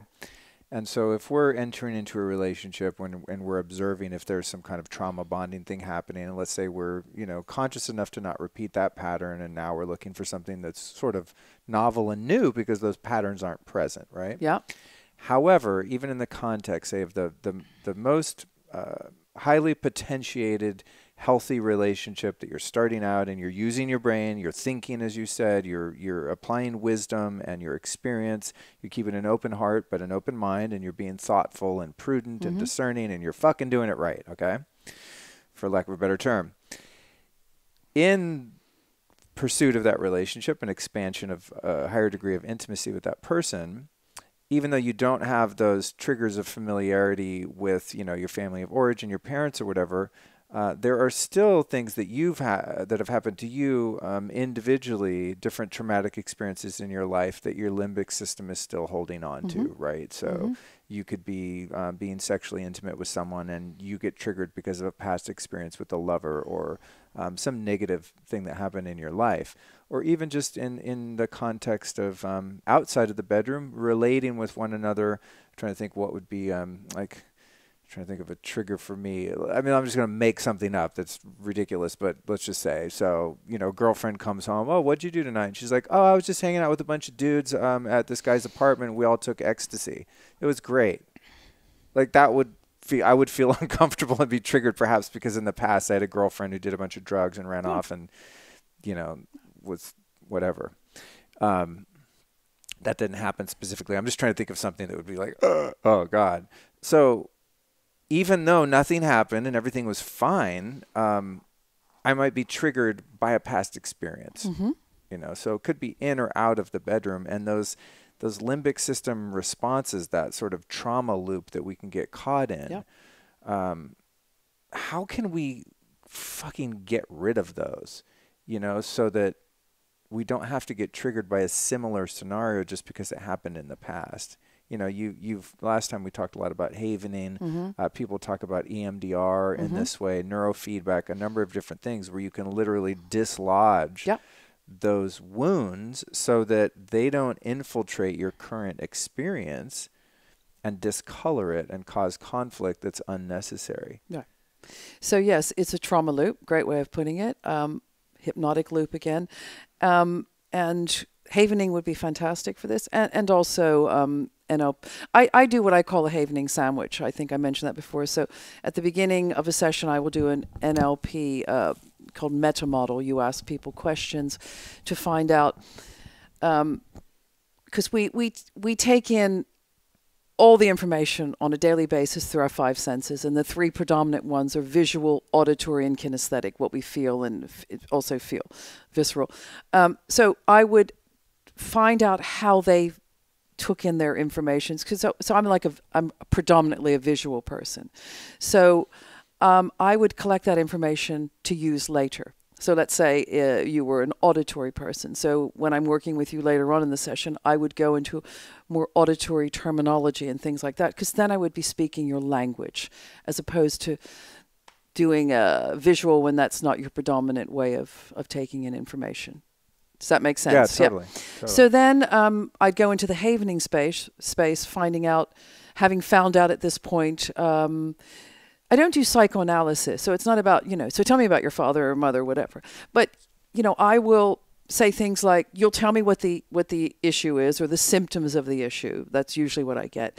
And then I have to dial it back and dig back and find out what it was. So I may ask you questions like, so when's the first time you noticed that? How young were you when you noticed that? And what frequently happens to a client is they start doing this, it's called transderivational search, and their eyes are looking around and everything. And they might get back to 14, but I know it's probably earlier than that, because we seem to lay down, it's called adverse childhood experiences, ACE. They tend to take place between the ages of sort of 0 and 7, 0 and 10. And I pretty much know through my experience that something happened probably earlier than 14, let us say. So I'll listen to that, and then as I'm talking to the person, because what has happened is they have buried a lot of this stuff in layers and layers of shit, over the years, and numbing suffering. That's where addictions come from, to numb suffering. So they'll be doing other things to get away from the suffering of it, like gambling, too much sex, drugs, alcohol, whatever. And because they're coming to me as adults usually. And so then I keep, gently saying, can we just go back a little bit further and further? And usually we'll find it. I had a client the other day, and then she you see it. It just happens physiologically. They kind of have what's called an abreaction. So it's maybe a lot of tears, or, they go into a panic state or whatever. And I can use her as an example because she's not here and I'm not mentioning any names, but she did something, her father got upset with something he did, and he locked her in the bedroom for 24 hours with nothing. And she was 3.5 years old, okay, maybe 4. And no food, no going to the toilet, nothing. And she was banging on the door, and this was the first time it ever happened. So her real issue going through her life, and the moment I met her, was abandonment. And so she would abandon everybody else first. She would just delete friends from her life and then regret it, and go and cheat on her husband because she wanted to create him leaving her, pushing him away, because this is what she was used to. She was used to the abandonment, the being locked away, the being ignored, and all of those things. And there's much more to it, so I'm really skimming over it. So what I did is I havened her as a 3.5-year-old. And havening is, for those of your listeners that don't know what it is, it's a psychosensory therapy where actually, with the permission of the client, touch them, face, shoulders to elbows, and palms of hands. And the doctors that created it, Doctors Rudin in New York, realized that the face releases the highest level of delta waves. So EMDR, I think, in total is about 9%. But with havening, face is about, let's say, 70 to 80%. And I'll explain why delta waves are important in a minute. And the shoulders to elbows are about, and in a circular coming back motion, is about 50 to 60%, and the hands are about 30 to 40%. But it doesn't really matter. It's not a competition. It's like, oh, I got to do this one. So why delta wave? Delta wave is our deepest sleep and healing state. And what it does is it allows the client to go into a really safe place so they can revisit the trauma. And we revisit it for a very short period of time. And we do distraction techniques within it where I will get them to count backwards while I'm talking over them. And we calibrate. I forgot that bit. It's really important. We do SUD, subjective unit of distress. So usually I'll have a client at an 8 or a 10, and they're really lit up because they're in that memory, they're in that space. And I do various I do havening repeatedly, and I keep calibrating where they are, and then it starts to drop down and may go from 8 to 5 and 5 to 3. And I'm not a perfectionist, but I really like to get it as close to 0 as I possibly can. So I will haven them whilst I'm talking to them, while we're doing distraction techniques, lateral eye movement, these things we know interfere with the memory. So what we're doing is, you can still have the memory, but we're delinking, decoding the emotions from the memory, which is stored in the amygdala, which is what we talked about earlier, where trauma gets stored. So we tend to fight, flight, freeze, fornicate, and feed. So this is where a lot of eating disorders also can be born from a traumatic event that is stuck in the amygdala. So we're down-regulating it and releasing it. You can still have the memory, it just doesn't light you up. And then I will finish the session with hypnosis, because hypnosis is what is called future pacing. So I like to take the person out into the future and help them create a better future, which goes back to something we were talking about earlier, where you future paced your relationship. That's what you did. You took all the knowledge and the information that you had up till now, and you decided what you wanted, and you focused on that.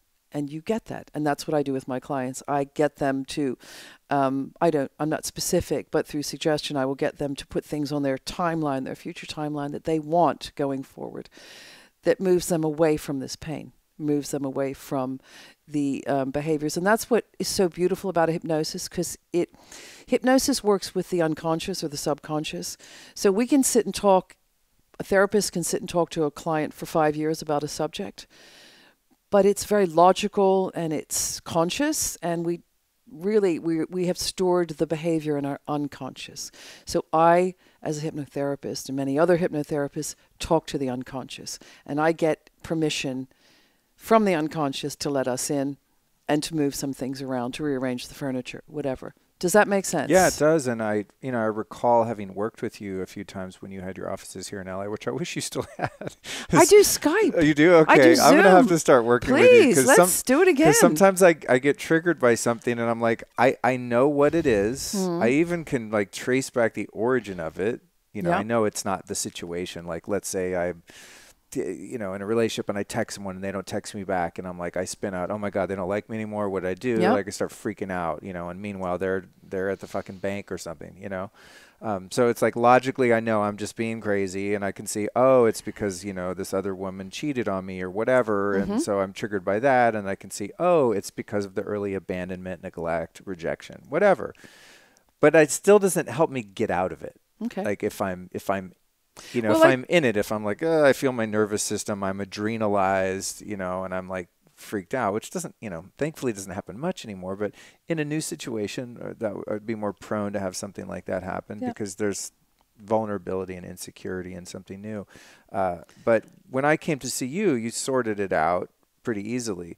But what's interesting about it is when we did the havening and your sort of amalgam of modalities, I remember coming to see you and I'm like, I was triggered by something very specific and I'm like, fix this shit, Michele. Like she did this. This is what's bumming me out right now. This is upsetting me. And then you didn't work on that. You went way back to something like, it was like my dad yelling at me on the rodeo or, you know, we were at, or it was something totally unrelated, but I remember. I didn't care, but because I still got the relief at the end of it. I was like, oh my God, this is totally no big deal. I'm fine. And was completely relaxed and had been able to recontextualize it into reality, which is nothing had actually happened, and it was fine. A client never, I put my heart on my hand, and I believe I can say this with a client never presents with the encoding issue. They present with the symptoms. So it's my job to not treat the symptoms. I can, but what's the point of that? You know, it's counterintuitive. I want to get the encoding issue, right? Yeah, it's counterintuitive though, because as the you're the practitioner, and then you have, you know, the person that you're helping. We think it's this thing we can put our finger on. No, they did this. They said this. She did this. He did this. My boss did this. That's the thing. Fix that. But what you're saying is it really does no good because that's a symptom. We want to go for the underlying cause and decode that original trauma. And it's quicker. And then the more superficial trigger that you think is what's really bothering you gets dissipated because you've gone for that root issue. And through havening and the work I do, all the modalities, this is how I also discovered the pattern, which I know Freud talked about a lot and various other psychotherapies and modalities talk about. But I really saw very clear the link to the parent. And it frequently is the opposite, or the same-sex parent. You know, a lot of daughters will have a narcissistic mother, you know, and they have no worth whatsoever. They feel they have no worth whatsoever, you know, so we go back there.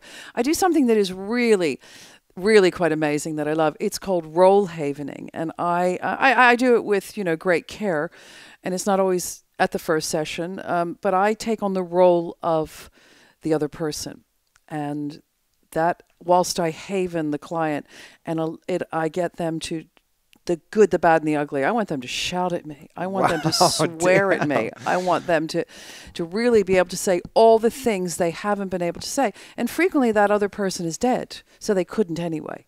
Right. And it is amazing how cathartic that is.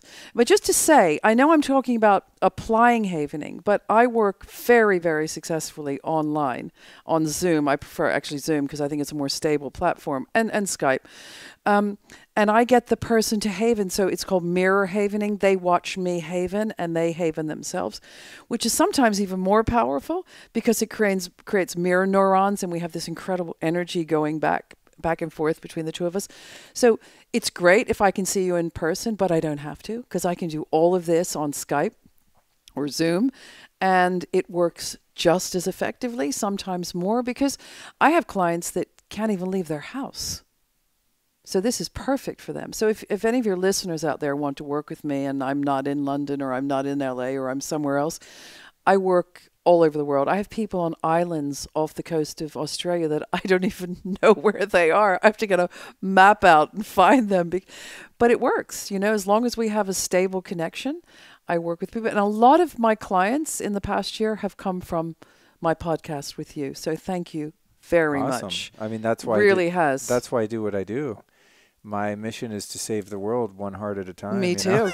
That's why we really not that the world needs saving, but it's just when I find something that it's just very simple. I've suffered a lot, like many of us have in my life, and when I find something that alleviates my own suffering, I'm compelled to tell other people. I totally agree. Because it's not necessary to suffer. There are solutions to every problem. But right now, after hearing this podcast, they can go to my YouTube channel, Michele Paradise, spelled with one L, Michele, Paradise. And I have a 11-minute video on there, which is event havening. And you just need to put yourself in a quiet space, turn everything off, put the video on, and follow me, thinking of something that you want to change the memory of, an event. This is specifically an event because there are all different types of havening. And do it with me. And notice the result. And what I say at the end of it is if your subjective unit of distress, the number where you started, let's say you started at an 8 and it's at a 7 or a 5 and you want to get lower, just start it all over again and keep doing it until you down-regulate that.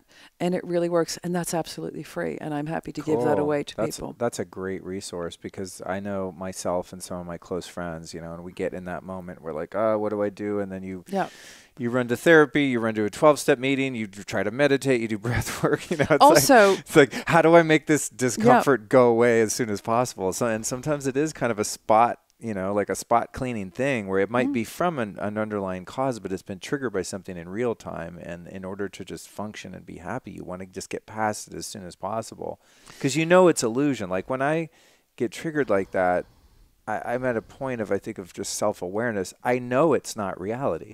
I know it's my mind. It's just a thought. Yeah, it's my mind making shit up because I've got these old memories that have been triggered, and I see it, but that doesn't necessarily make me be able to stop the negative effects and the ill feeling that's created from those situations. I have people that have come back to me and said, I do hand havening at a red light in LA because the traffic is so stressful that I'll sit at a red light and just do hand havening to calm myself down. It's funny. You can do it anywhere, anytime. It's funny. I actually do the havening, the physical moves sometimes just without even realizing. Now it's coming back to me like, oh, I kind of do this stuff. Like I'll do the face, above the eyebrows. And sometimes if I just feel a bit nervous, or I'm, about to record or something like that, or I need to just relax myself. Yeah, it's cool stuff. Well, interesting you said that, because havening, they discovered throughout the research of it, developing it, is it's connected to the mother's touch. So it's hardwired at birth. So if you want to soothe the baby, if you just stroke their forehead very gently. And I remember my son as a little boy, and one day I just started stroking his arm, and he was like, oh, mommy, don't stop. That feels wonderful. Because it downloads, all these wonderful endorphins, but also put you into this delta wave state, which is a very safe space. And you've reminded me of something I forgot to say. I am also the personal development coach for Deepak Chopra on his digital wellness platform called Jiyo, Jiyo. So if any of your listeners want to sign up to that, it's completely free. Go to my channel. And I have about 30 plus videos on there explaining havening, demonstrating havening, so they can follow me on there and learn more about it. That's awesome. And my website is Change Your Mind for Good. And they can also see my video on there, book a session with me.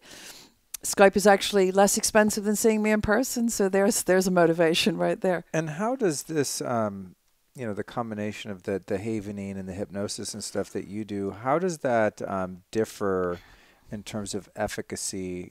I mean, obviously you've chosen this, so you must think it works better, but a lot of people talk about EMDR, and I've not done that yet, but it seems some people have success with that, where they're able to get a similar result, where you have this origin trauma and you're unraveling the triggers behind that so that it doesn't continue to come up in your life. Well, I'm going to preface my answer by saying I've never personally experienced EMDR, but I have spoken to practitioners and people that have. And what I believe, and I hope I've got this correct, is the difference. First of all, havening downloads higher levels of the touch that we do, higher levels of delta waves more quickly, or as quickly, I should say.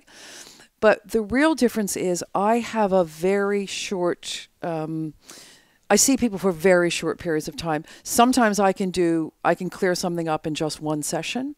And I understand that with EMDR, you need to revisit the trauma in each session. That's how I understand it. So you might be doing 10 or 12 sessions.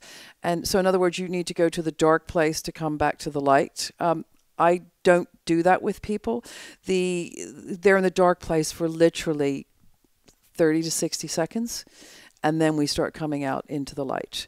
And what I will do, it's the best metaphor. It's not my favorite, but it's people are like onions, and we peel back the layers. So when we peel back one layer, we might unearth something else that's there. And they were like, oh, now I've had that memory. Because what this does, it triggers a lot of old memories, which isn't a bad thing.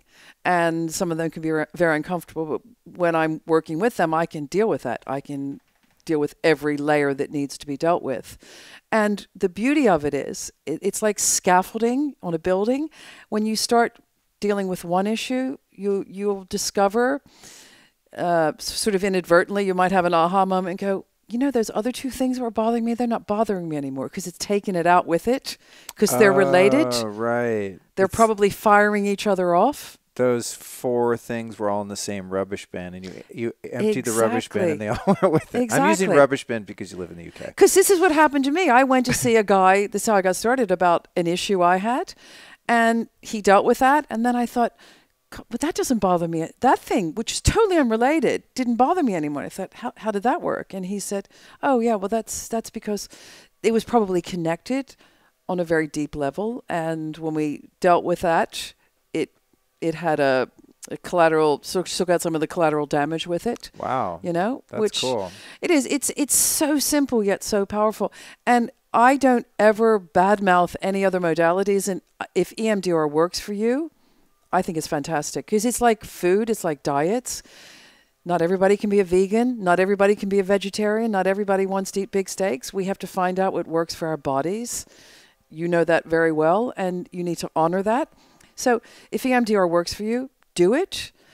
If other modalities aren't working for you, give havening a go. And that tends to be what happens to me. I get people that come to me and say, I've tried everything, can you help me? And I don't have 100% track record, but it's pretty high. Well, I tell you what, as we come to a close of this recording, I'm ready to do a session. Well, I'm in town for a couple more weeks. Oh, you are? So okay. it would be my pleasure That's funny. to give you a session with my compliments. That's great. Seriously. Yeah, I'm thinking. So get it all together, pack it all up, all the things you want to work on, and I'm doing quite well, but I know you are. But they're, I haven't seen you for over a year, and I cannot tell you how different your energy is. Well, I'm going to tell you. Oh my God, it's palpable. Wow, interesting. Your skin tone, your energy, your posture is different. Wow, cool. So whatever you're doing, keep doing it. I love it. And keep talking. Yeah. You found your voice. Yeah, it seems so. When you find your voice and someone pays you for it, it's pretty fun. Yeah. So you've given us your website. Yeah. Say it one more time. All the W's. Change your mind for good. Change your mind for good. And you then can put in Michele Paradise with one L. You'll probably find me as well. And then we can find the 11-minute havening lesson or on my exercise YouTube channel on your YouTube. For free. Absolutely. Okay. And Jayo, Jiyo, Deepak Chopra. I have a channel on his digital wellness platform, and there's at least 30 videos there and some testimonials. And I actually on my YouTube channel, I interview the doctors that created havening. Oh, so it's very I'd like to insightful. watch that. Yeah, so they're still around, these guys. They live in New York. They're twins, twin brothers. Yeah. Really? Yeah. Wow, cool, fascinating. Yeah, one is a neuropharmacologist and the other is a dental surgeon, and they discovered this through their own work. And yeah, it's fabulous. It's been around for years. It's not new, but it wasn't until about 5 years ago they started training practitioners, and I happen to be one of those practitioners. Cool. So it's really exciting, and I'm about to start training online. They've asked me to become one of their online trainers, their online trainer. There isn't one, so I'm going to set up a way of training people so they can be certified with an online course. Perfect. Oh man! So wherever they live, they can do it. More healing. That's what we need. Absolutely. The world's full of broken hearts that can be mended and healed with the right technique. So thank you for that. In closing, I'm going to ask you the same question I asked you last time, but you probably don't remember what your answers were, so we'll find a different one. I don't even remember the question. So good. I never warned people. I love it. I like to make people befuddled. So the question is this. You've taught me so much today. I mean, as I said, I'm listening here for my personal benefit, and the fringe the secondary benefit is anyone listening. Hopefully they get something out of it too. But you've taught me so much. So who have been 3 teachers right now that you might recommend our listeners go check out sort of upstream from you? Like, who are your heroes and your go-tos that you've studied or continue to study that they might be able to go learn from? Wow, that is a tough one. 3. Deepak Chopra, obviously. I mean, I think he's amazing. He really stretches my mind. You think you know stuff, and then you listen to somebody like him, and I sometimes go, I know nothing. I really don't. And I love people that really stretch my mind. There's a guy in London that I don't know if a lot of people will know about, but his name is Daniel Priestley, and he's written several books about accelerating your business and how to do business. And he has really stretched my mind recently because he just flips it all on its head.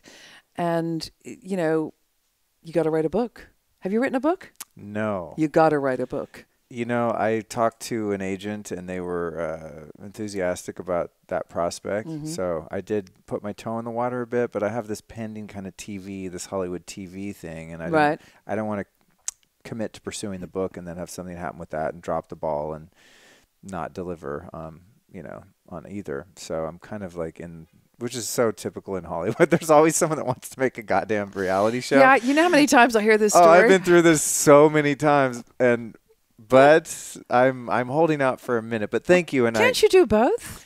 They're not exclusive, are they? Mutually exclusive. I mean, you know, come on, you could do both. I like to go hiking and hang out. See, I'm working on a book, and I know that my podcast is really going to help me write my book even better. Yes. And you're already way ahead of the game. Well, yeah, okay. You know? I'll write a book. So could we make a little pinky promise, maybe? Oh, no, I'm going to do a book. It's just kind of it's a matter of when. So your business. Okay. And so he's really helped me to look at business differently. And one of his main tenets is you got to have a book. Absolutely. Okay. It's called a key person of influence. You got to become a key person of influence, right? Right. And it's whether we like it or not, the book just elevates that, you know? It really elevates that. Even if you self-publish. You know, you got to have something between the covers that is of value to people. Right. But it really does elevate you. And I did a big pivot whilst on the course. So all the things I thought I was going to do, I came away with, no, I don't want to do any of those. I want to do this now. And that has been remarkable for me. Oh, good for you. God, that kind of clarity is so invaluable, isn't it? It is. And it's a little scary, you know, because I'm now walking out onto a long pier.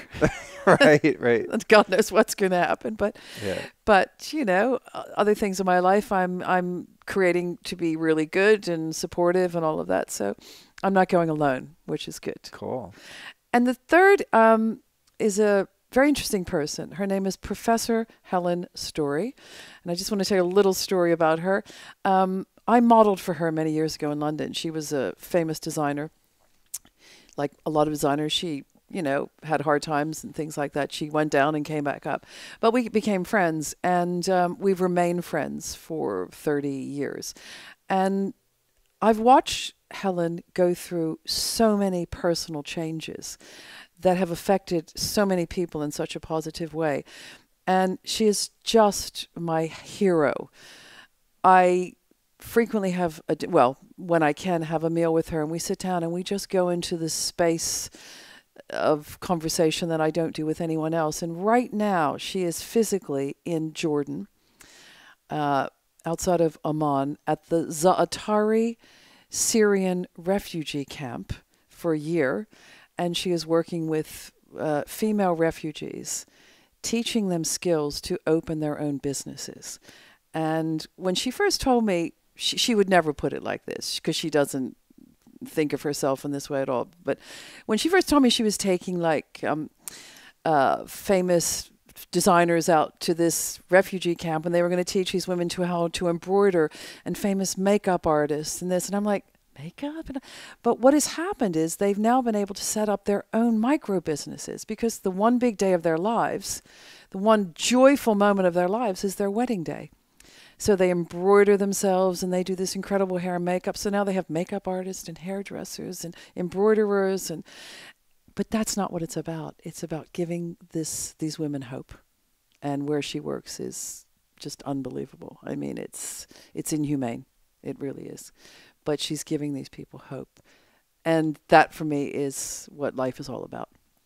Communication and connection. Yeah. And I get emotional when I even think about it. So I'm trying to find a way to go out there and do something with her. And we're working on that.